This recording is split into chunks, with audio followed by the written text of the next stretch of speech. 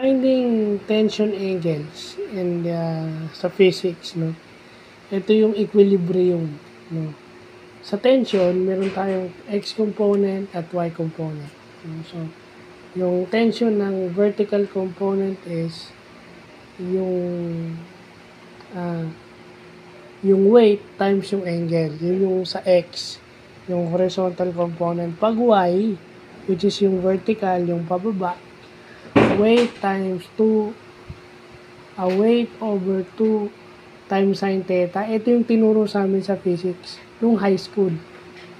Tinuro sa amin to ni Sir Randy nung high school. Sinabi, natatandaan ko, sabi nyo sir, nung una assignment nyo pa, kasi, medyo na-overlook nyo, so kinabukasan nyo na to tinuro. If I could remember it directly, it's a Wednesday nung tinuro nyo to. Second quarter nung nagano tayo ng static equilibrium sa physics. So, yun, tinuro niya. Pero hindi nyo tinuro, sir, yung pagkuha ng angle. Dahil kayo rin ang teacher ko sa Trigo, kinuha ko na. Yung pagkuha ng y direction, yung angle sa y direction at sa x direction.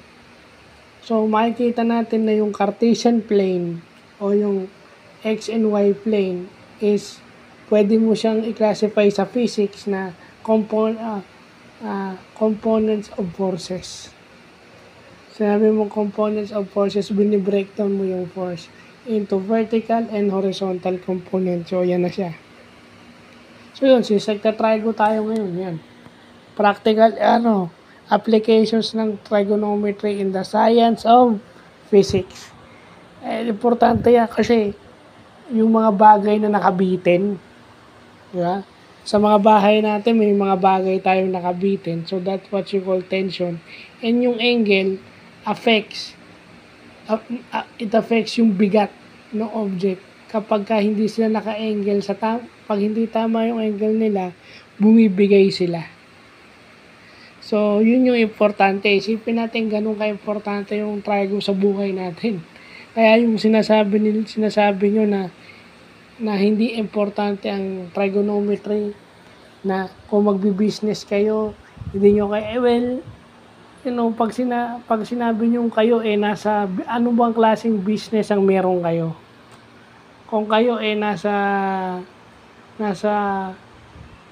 sa cargo business, na it requires yung mga forklift, di ba, nasa construction business kayo, halimbawa, kung yung asawa nyo engineer tapos kayo ordinaryong business graduate lang. So, syempre, kailangan nyo rin pag-aralan kailangan nyo rin kunin o i-pick yung brain ng asawa nyo. So, hindi dahilan na business graduate kayo, hindi nyo kailangan ng trigo.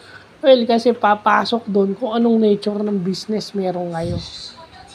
At kung construction o yung forklift business or kung anumang business yan na it requires yung tension, yung tension is yung pagbubuhat ng mga load o kaya nasa cargo business kayo, importanteng malaman nyo to.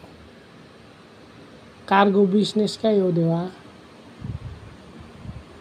O nasa forwarder service kayo, di ba? Yung mga cargo, yung mga kargamento na sinasakay sa aeroplano tsaka sa barko, diba? Importante yung angulo niyan para hindi ma-angle away yung bigat ng mga object at hindi lumubog o hindi lumubog o bumagsak yung eroplano, mag-crash dahil sa bigat ng weight. Isa sa dahilan ng pagbagsak ng mga eroplano is yung mga weight. So kung yun yung business nyo, hindi pwedeng hindi nyo sasabihin na hindi nyo kailangan ng trigo. Kalokohan yun. Kasi ayaw nyo lang mag-take ng extra effort. Gusto nyo agad, pinadadali nyo yung proseso, kaya iniiwasan nyo yung trigonometry. So, yun lang po.